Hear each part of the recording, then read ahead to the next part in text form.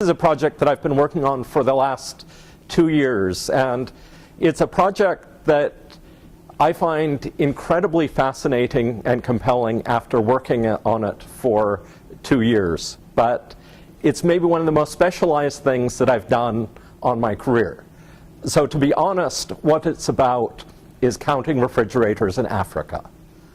So that's the heart of what I'm trying to do, is figure out where the vaccine refrigerators are in Africa and use that to do some analysis of the vaccine cold chain. So what we've done is that have this project through PATH where we're looking at countrywide vaccine cold chain inventories. We've developed some software for analysis of the cold chain, although the software is not particularly sophisticated software. That the real essence is how do we understand this data and how do we take advantage of it. So I think there are some very, very significant broad issues around this. So first, how is information used to strengthen health systems? And second, what are the main issues about introduction and sustainability of technology? So the three themes that are going to be going throughout this talk, first of all, looking at how understanding the vaccine cold chain inventory can be used to strengthen health systems. Second, the issues of software adoption and system adoption at the Ministry of Health. And third, some of the aspects, the technology aspects of what type of software is appropriate for a national scale system. The one way to contrast this with a lot of the work going on in the ICTD field is that a lot of the focus in computing and development work is technology introduced at the periphery of a system. The periphery introduces a lot of the technological challenges. The periphery is also the easiest place to work at. On the other hand, for sustainability and having influence in a national health system, you do need to go to the center.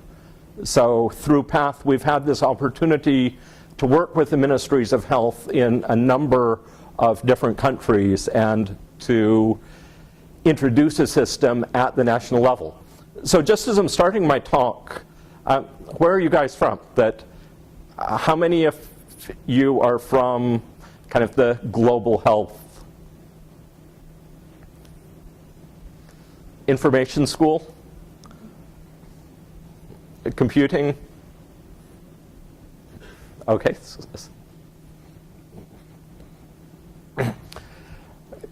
So 2 years ago, I went on sabbatical from University of Washington to a NGO in Seattle.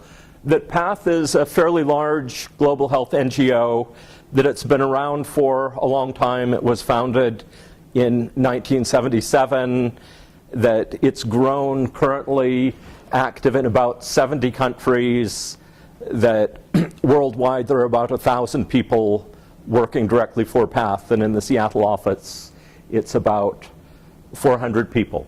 So very broad range of health technologies are under development through PATH. That the focus is always on appropriate health technologies, meaning low-cost technologies and technologies that address basic health challenges. So for example, low-cost birthing kits. That this particular kit is something that was developed by PATH and is now made in Nepal and sold for the equivalent of about 25 cents. So the birthing kit consists of a plastic sheet, a clean razor blade, a clean cord for tying off the umbilical cord, and a plastic coin for cutting the umbilical cord on. So very, very cheap, but a technology which can be appropriate, things such as low-cost scales, things in nutrition, reproductive health. In the cold chain technologies, immunization and vaccination, there's a fairly broad portfolio of projects. So, so things such as delivery, vaccination programs. This is one of PATH's biggest hits, that this is a vaccine vial monitor. The idea for a vaccine vial monitor is just how do you track vaccines that have been exposed to too much heat. There was a paper product used in the food industry in the developed world. PATH adapted this to a product that is now on all of the vaccine vials distributed by UNICEF. It changes color if it's been exposed to too much heat. Things such other projects, temperature monitoring. This box up here is a vaccine delivery carrier. The problem it's addressing is a problem of vaccines freezing in transit. So PATH's innovation is to introduce this intermediate buffer layer to ensure that the vaccines don't actually freeze. The syringe up here is an auto-disable syringe that for syringes, you want them used once and you want them used exactly once. Auto-disable syringes are just a syringe that when you pull the plunger out, the flange prevents it from being used a second time. Waste disposal technologies for vaccines, solar-powered vaccine refrigerators. So there's a broad portfolio of cold chain projects, and that's how at PATH I got involved in vaccine logistics and the problem of maintaining and understanding what a vaccine cold chain looks like. That immunization and vaccination is regarded as one of the most successful public health initiatives everywhere. So there can make a very, very long case about the impact of immunization and vaccination. There are a lot of very striking things you can say about it. You know, for example, just that looking at the basic DTP immunization, that even in the poorest countries, even in the states that are completely dysfunctional, that coverage is up to 77%. That there are multiple diseases which have either been eliminated or close to eliminated due to immunization and vaccination. That looking at polio from 1990, when it was endemic in most of the world, to today, where polio is endemic in just 4 nations in the world. So tremendous progress has been made in our lifetime due to immunization and vaccination. That these are large-scale programs, decade of vaccines. The Gates Foundation last year announced $10 billion going to vaccination programs. There's also a lot of new activity in vaccines, in introduction of new vaccines. So the 2 largest killers of children worldwide are pneumonia and diarrhea. Pneumococcal vaccine to address pneumonia, rotavirus vaccine to address diarrhea. And these vaccines are rapidly being introduced worldwide. So the plan is that within 5 years, essentially all of sub-Saharan Africa are going to receive both pneumococcal and rotavirus vaccines. So there's a lot happening in introduction of new vaccines. New vaccines are also very different from old vaccines. So it turns out that new vaccines are first incredibly expensive compared to old vaccines. And second, for a number of reasons, the packaging of the new vaccines means that they take up a lot more space than old vaccines. So this slide from the WHO just shows an old storage facility of polio and measles, 4,000 doses worth about $600. Rotavirus vaccine, this is the cost that would be paid for the country to use rotavirus vaccine of about $8 per dose and massive storage volumes required. Is that primarily because of intellectual property costs? That there are a set of drivers for the high cost of new vaccines. Production cost is really the dominant, that just the techniques to produce the vaccines, and the vaccines for in the developing world cost far, far less than they cost here. So I was sitting in Walgreens the other day looking at the schedule of what a rotavirus vaccine cost here, and it's something like $180 a dose. So this is not just the IP costs and recovering the R&D costs. A lot of it is these vaccines are more expensive to create than old vaccines. So with these new vaccines coming in, there's just this critical issue of storage costs associated, or storage of the vaccines. A couple of years ago in the morning, I was listening to NPR, and there was a interview of Bill and Melinda Gates. And at the end of the interview, the question was asked, to the Bill and Melinda, of the billions and billions of dollars you've spent, has anything ever gone wrong? And I was really waiting to hear what the answer, and then I was just stunned when Melinda Gates' answer to has anything ever gone wrong, that she pulled out the example of rotavirus vaccine introduction in Nicaragua. So she said, rotavirus, great vaccine, saves kids from diarrhea. But when we got to Nicaragua, we found that the vaccine was packaged in these really big boxes, and they didn't have refrigeration space to store the vaccines. So, the specific thing went wrong seemed kind of a simple problem of how do you know if you have enough storage space? So a vaccine cold chain in a country is the hierarchy of storage units.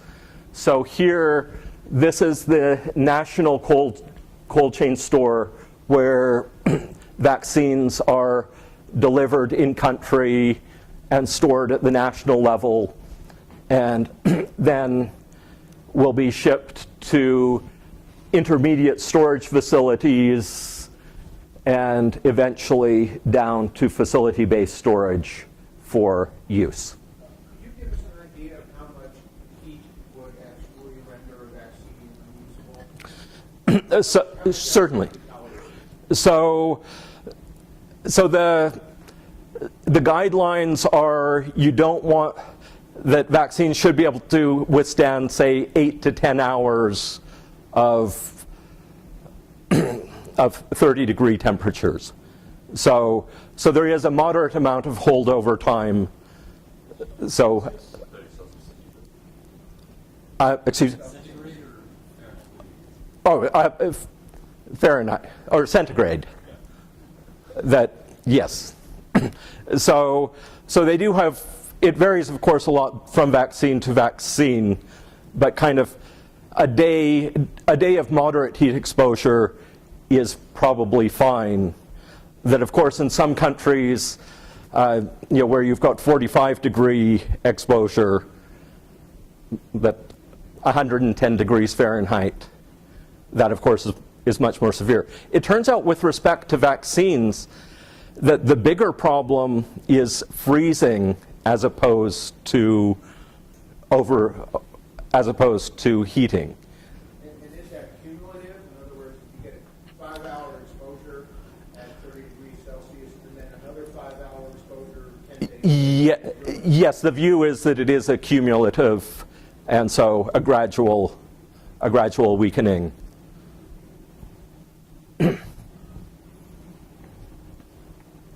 So the structure in every country I'm familiar with for vaccine storage, that vaccines come in to the national level store, then distributed through a series of storage facilities, then reaching the actual hospital and health center level, and distributed again through a series of facilities with vaccines delivered at multiple levels. The one thing that's quite relevant for this project is the structure of immunization programs inside country, that we've got the Ministry of Health.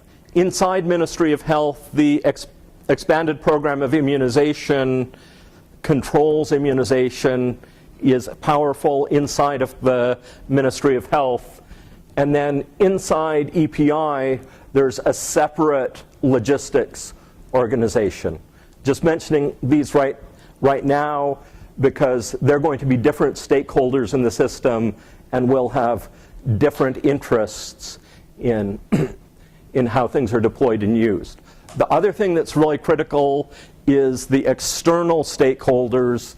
So Gavi, the Global Vaccine Initiative, that Gavi is the source of vaccines for a large number of countries, that funding the vaccine introduction, UNICEF and WHO also have tremendous influence. So countries are reacting to external influencers with respect to their immunization programs. So what we're looking at is the question of making it very concrete. Mozambique, just as an example country, what does it take to introduce a new vaccine? And the questions around cold chain, just asking, is the cold chain big enough? Are there enough refrigerators? Where are the problem areas in the vaccine cold chain? How much will it take to upgrade? And so what we've been looking at is taking a national cold chain inventory, so going to all facilities, counting all of the refrigerators, and enumerating types, energy source, age, are they working,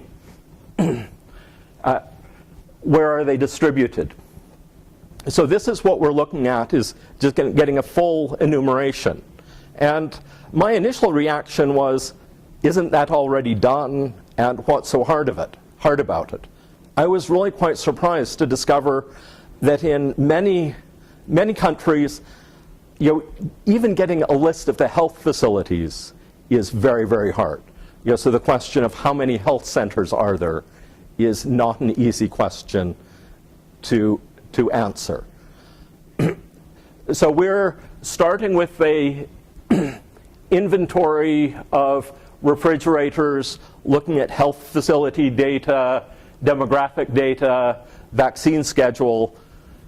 That we have built some software, the Cold Chain Equipment Manager software, and this software does a capacity analysis, generates reports and equipment lists. So kind of the specific project that we were doing at PATH is developing the software.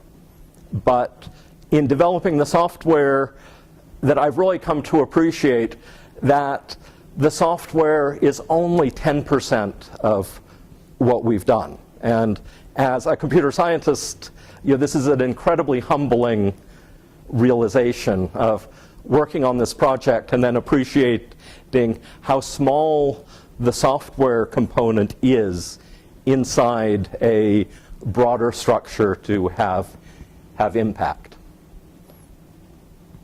So developing the software, this was started at PATH in 2006, had started out from global initiatives and developed for several years. That I started at PATH in 2009 and got involved in the project midway through, that we were able to release the software in 2010, and in the last 6 months we've had the opportunity to introduce the software in 4 separate African countries.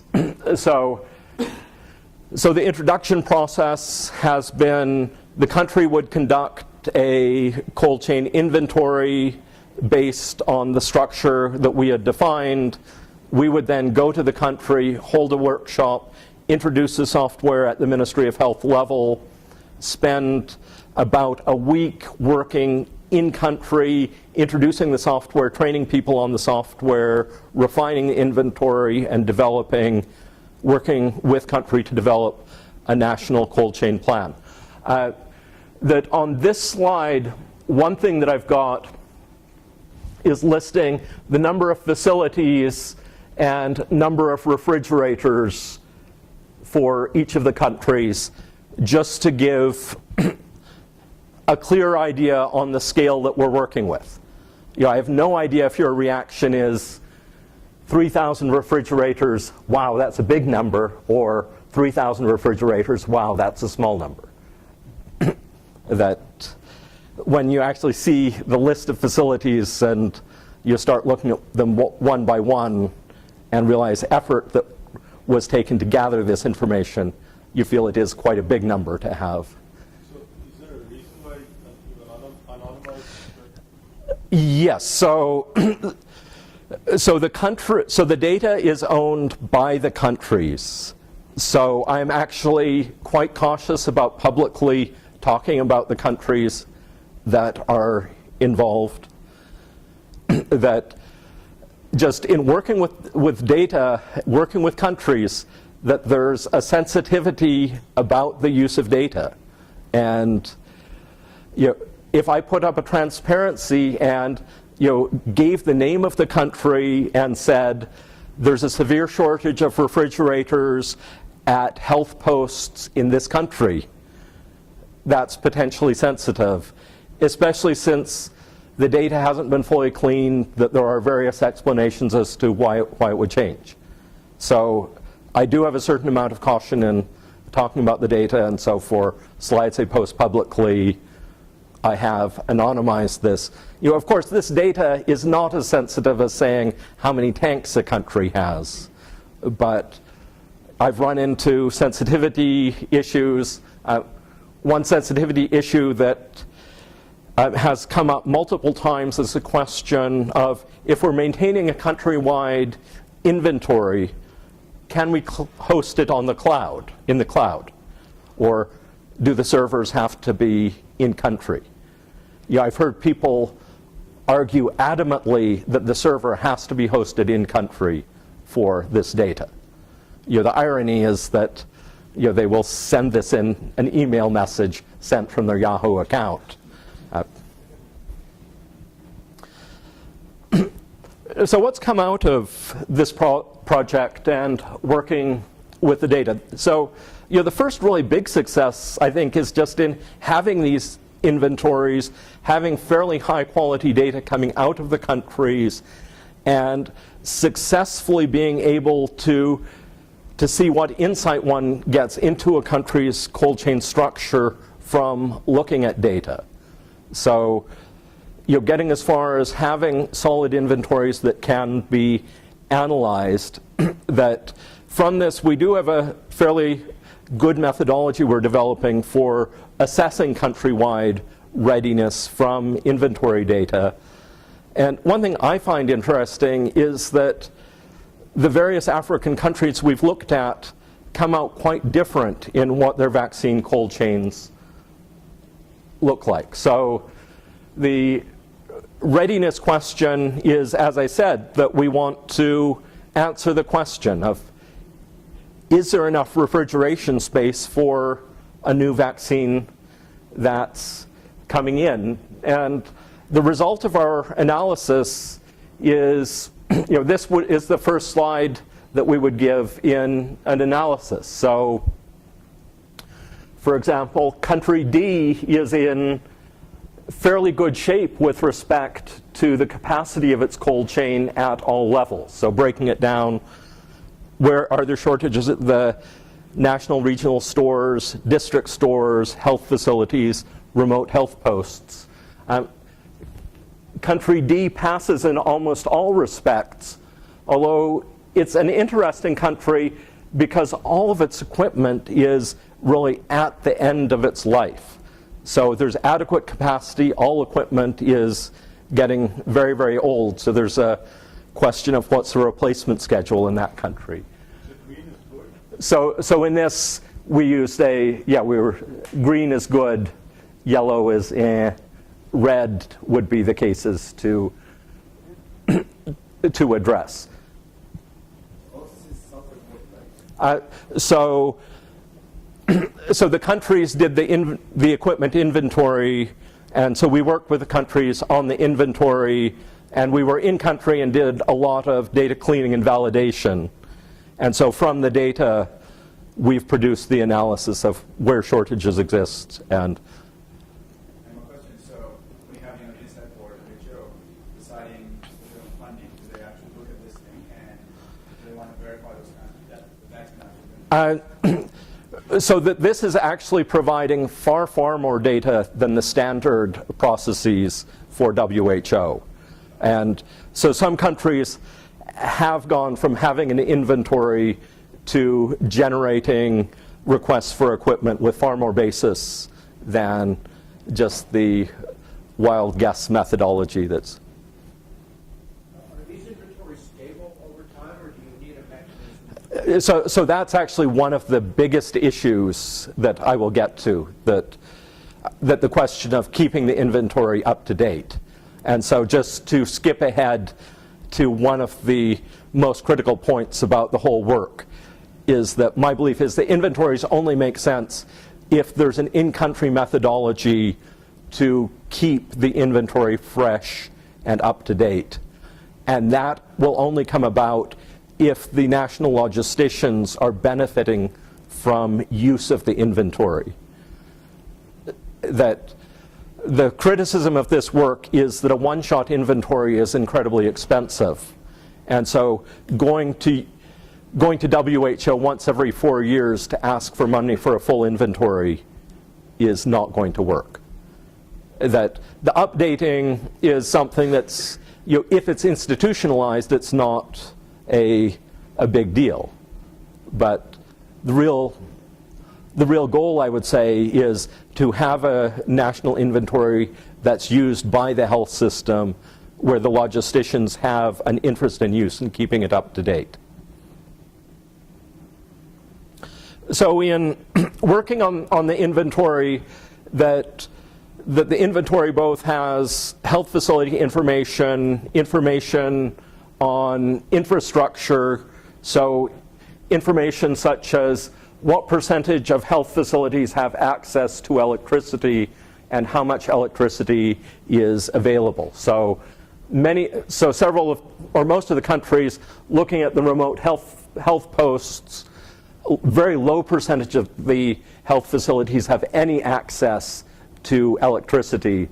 So there's an absolute requirement for some non-electric source of refrigeration. Could be solar, could be kerosene, could be natural gas, something other than electricity. That also coming out of this is a full distribution of refrigerator types in country and classified by age level. I'm certain these slides mean nothing to people in the audience, but for the people working in the cold chain, that it's actually fascinating to see how the equipment breaks down or what different types of equipment are used in different countries. For example, the country on top has a lot of the green is the newer equipment, and the green is a mix of gas and kerosene equipment of certain models. That when we got this data, it was actually really amazing to see this data. I'll get your question in a second.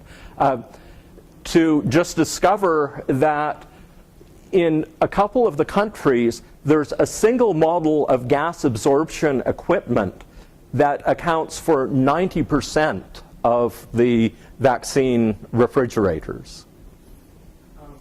Two things sort of related. How are the aids defined? But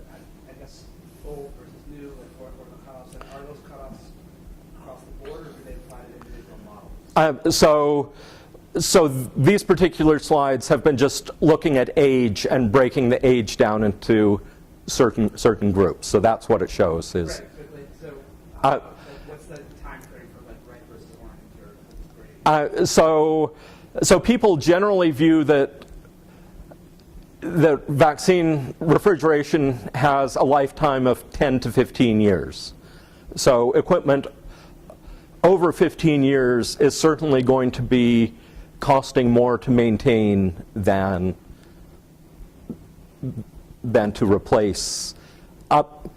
Anything that people buy should last for 10 years.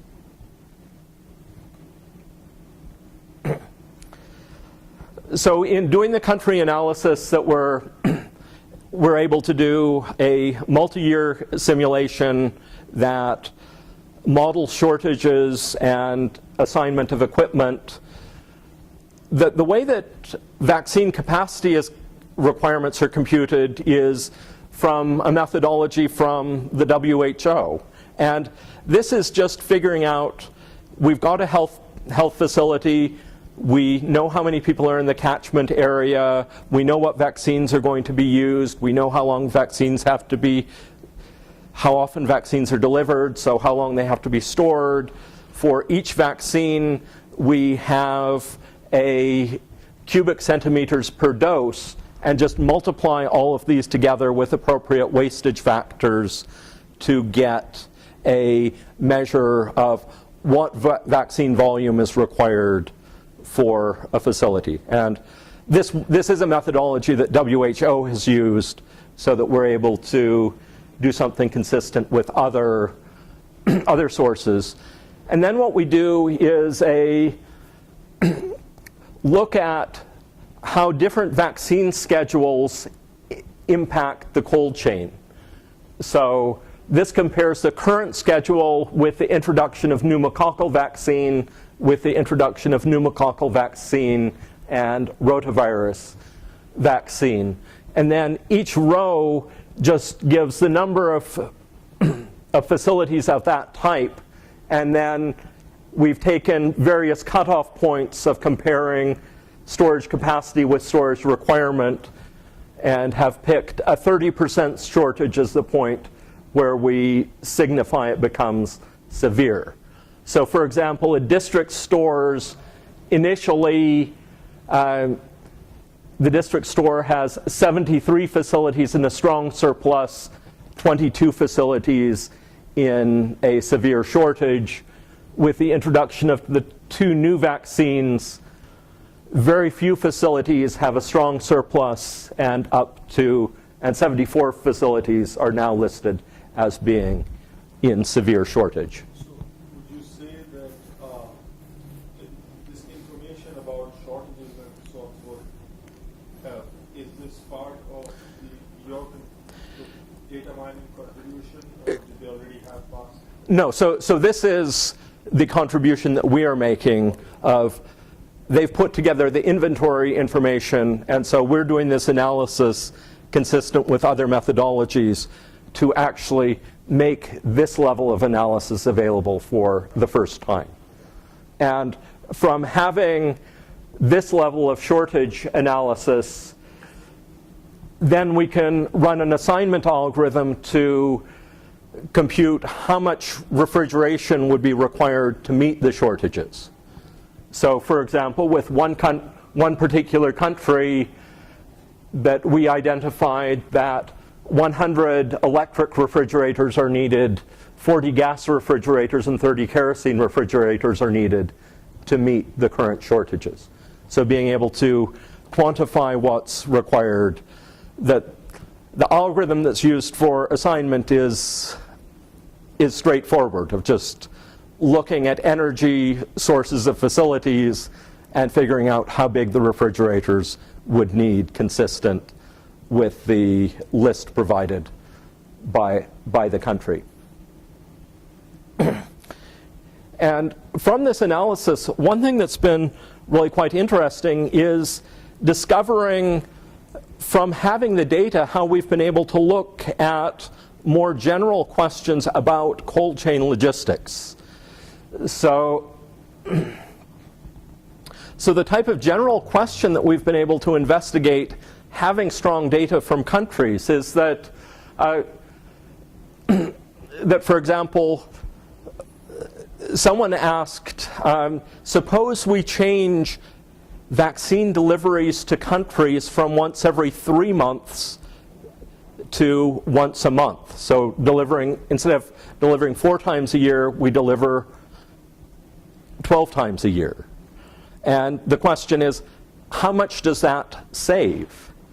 And so if we're delivering more frequently, we need to have smaller storage at various levels. And so we were able to run through our 4 countries, model the change in time to how often vaccines are distributed at the higher levels, and can make the argument that a change in delivery frequency would essentially get rid of all of the problems in storage at the national and regional levels. And it's much stronger evidence being able to cite country data for that. Another question that came up is, what savings come about if you plan equipment allocations for 2 vaccine introductions at once, as opposed to 1 at a time? And so the potential difference is, if you're doing it 1 at a time, you might buy 2 small refrigerators. If you're allocating both at once, it's 1 larger refrigerator. And with real modeling data, that we can at least translate this into a real number as to whether it's something worth worrying about or not. A fascinating thing that came out of this analysis was looking at energy costs.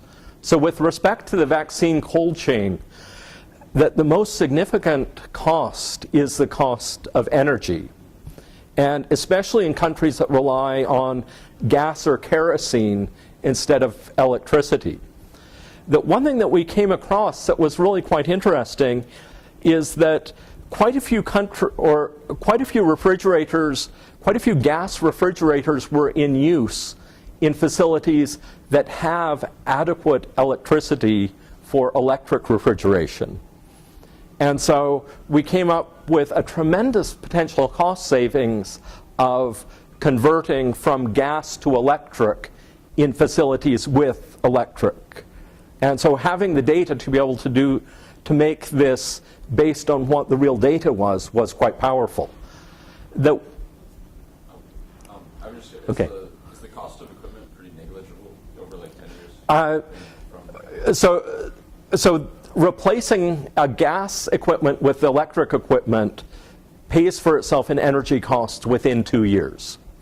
So very significant savings to do the conversion. That when we raised this issue in the country, we discovered that there's a really perverse reason why gas is often used instead of electricity. And so the perverse reason is incentives and who pays. So if you use gas, the Ministry of Health pays for gas, while a facility pays for its own electricity. So at the facility level, the question is 10 cents of your money or $1 of someone else's money. And so discovered there's a strong pushback for changing any energy sources, but the power of having the data and the information makes it possible to quantify what the changes are. So now what I'm going to speed up on my talk is just to talk about issues of the adoption and the sustainability of the software, what we've learned about how it gets deployed in countries. So first of all, the cost of an equipment inventory dwarfs the other costs. So countries we've worked with have cited $50,000 to $200,000 to do the national cold chain inventory. And the controversy in our approach is just the inventory is too expensive, that if you have an inventory, it's obvious that some type of analysis on top makes sense.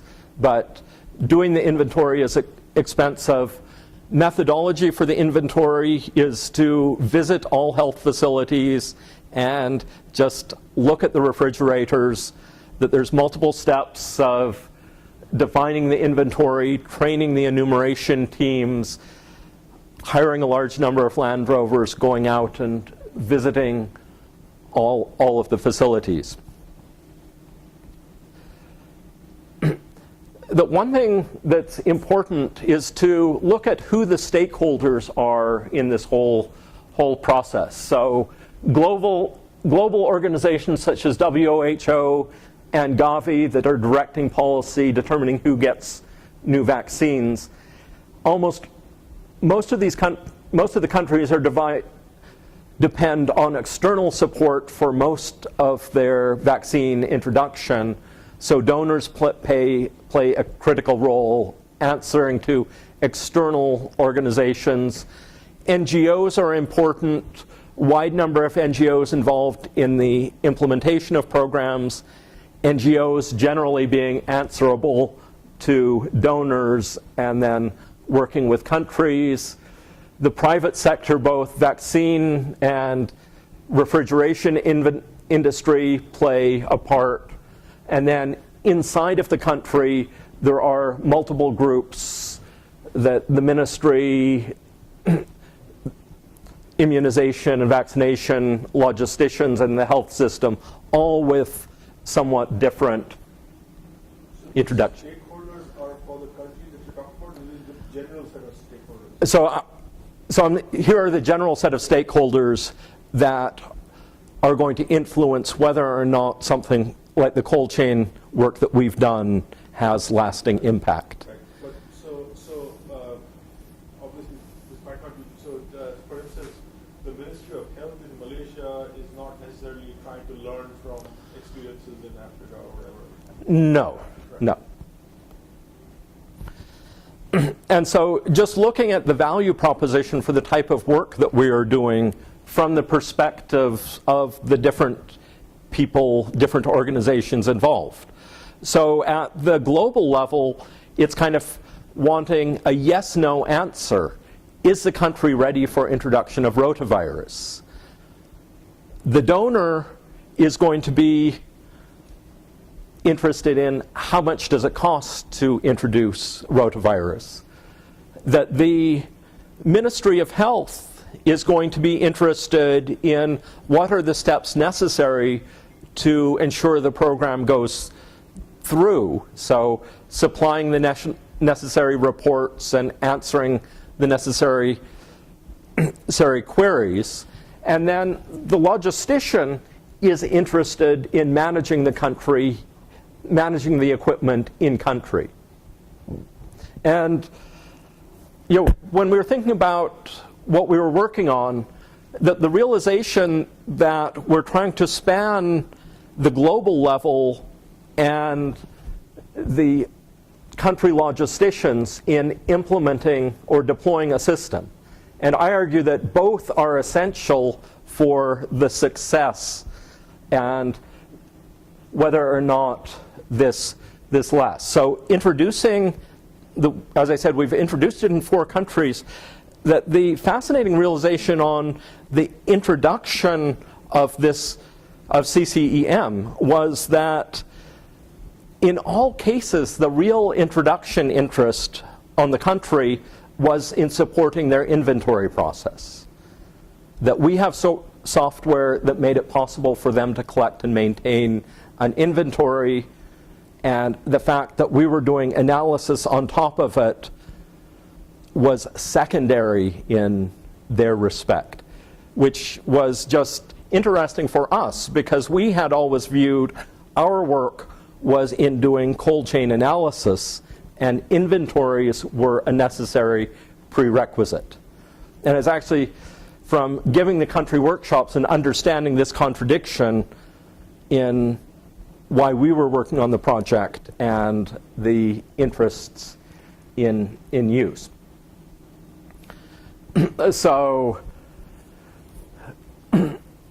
So the model for this work to be sustained is if the inventory process is something that becomes standard in country. So if it is a data set where people have interest in maintaining and keeping it up to date, that from working with a few of the countries that we discovered that some of the country logisticians would love to have a tool for managing their inventory.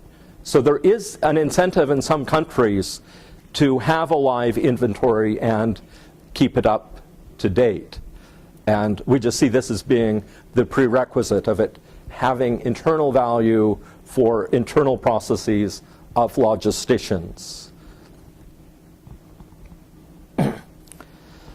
And so I just mentioned that one of the very interesting things was discovering the tension between the inventory side of the application and the analysis side of the application.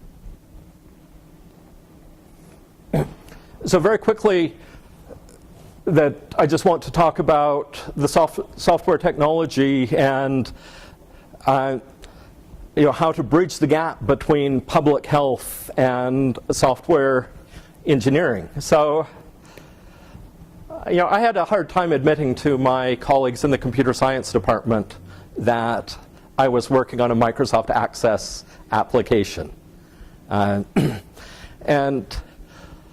in introducing this Microsoft Access application, actually a lot of the pushback we got on introduction was that it would be technology too advanced. So the competing technology in country was Microsoft Excel. So Access being viewed as a leap forward, Ministry of Health environments, strictly Windows. I've actually been quite surprised at the fraction of people using Windows laptops with Windows 7. So there is a fairly rapid upgrade in process in these countries. Internet access at the Ministry of Health is fine. And most countries, I would argue that it's reasonable to plan for a system where there is internet access from the district level, most likely via cellular modem, most likely not great internet access, but a distributed application is feasible. That what our program should look like, and I would like it to look like in the future, is to have a system with a real database underneath it, remote access and data entry from the district level, a strong system supporting inventory analysis for the cold chain logisticians, and a separate web-based planning module that allows the type of capacity analysis that I presented.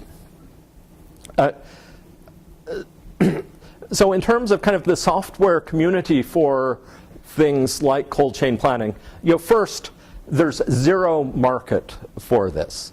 That there are maybe 60 potential customers worldwide. That it was interesting. We had some discussions with HP a while ago trying to get HP to get behind this project. And when it came out that we were kind of talking about a market of 60, that they lost interest quite rapidly. That it's absolutely necessary to refer to this type of project as open source, even though the meaning of open source is not well defined. Open source essentially being a synonym for free, that there's zero discussion at the level of quibbling about what flavor of open source license it has. Open source just meaning it's going to be free. I've already mentioned data ownership is potentially very sensitive, that I've just tried to avoid broaching the issue of wouldn't it be easier to host all the data in the cloud, precisely for the in-country versus out-of-country data ownership. That there is a real need to make this type of software modifiable locally. So we discovered that the country inventory needs did change from one country to another. So a model where it's at least customizable locally is essential. Engineering of CCEM, this was a very eye-opening project that I came in midway through when I started doing projects at Path, and I actually got involved because I was the one computing guy, and they thought I might be able to help on the software disaster. That when I did join Path, that an external company was working on the project and it was not going particularly well. That the challenges faced in developing CCEM were just typical software problems of needing better specification, communication between developers and customers. That when we shifted the project back towards doing it at Path, one of the achievements I'm really proud of was getting Bugzilla installed at Path so that we could actually be tracking issues and introducing that kind of software engineering 101. So just a little bit of really standard methodology really helped move the project forward. That in terms of where does this go forward on the technology front, that moving towards a real database, web-based interaction, that for some of the countries we have coordinates for the health facilities, that it's incredibly powerful being able to give a map-based representation of where the surpluses and shortages are. So being able to move towards a GIS is going to be a tremendous advantage. The one goal we have for this is to be able to link it into other systems that are running in country. So for example, there's a system that's in use in about 20 countries, District Health Information System. That this is a system for collecting and reporting health indicators. That our dream is to be able to integrate our vaccine logistics into the national system, so that then it just becomes a part of a larger system that's hosted at the Ministry of Health, as opposed to